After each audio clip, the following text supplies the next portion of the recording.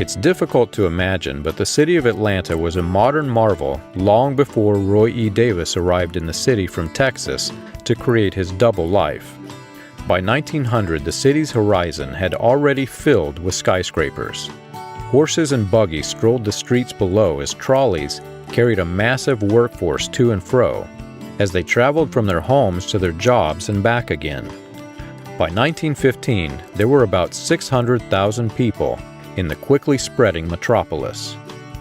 Just 1 year into the First World War, a fuse was ignited in Atlanta that would burn for decades.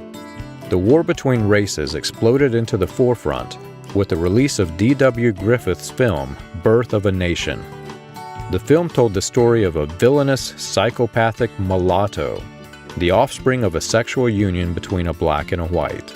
Quote-unquote heroes in white robes rushed in to save the day as an interracial villain terrorized the town.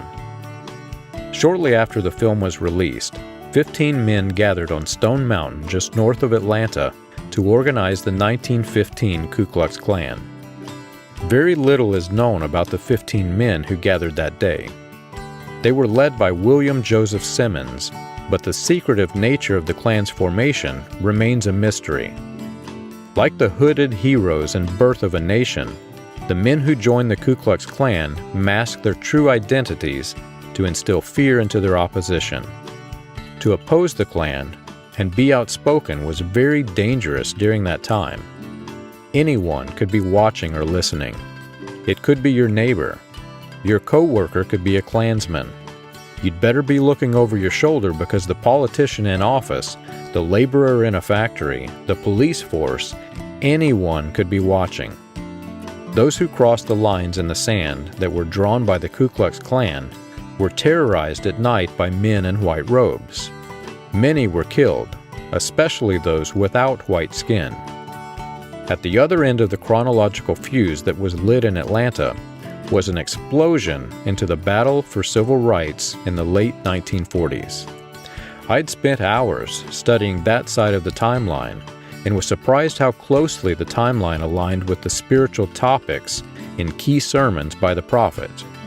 From the prophet's statements against Martin Luther King to the students seeking equality in the school systems and more, it was very easy to see that current politics of the era created subject matter for the prophet.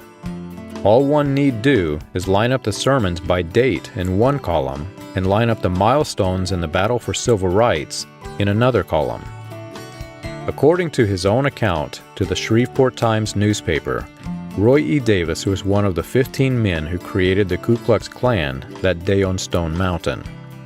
I knew that Roy E. Davis was the official spokesperson for the Ku Klux Klan as late as 1923, and that he worked closely with William Joseph Simmons.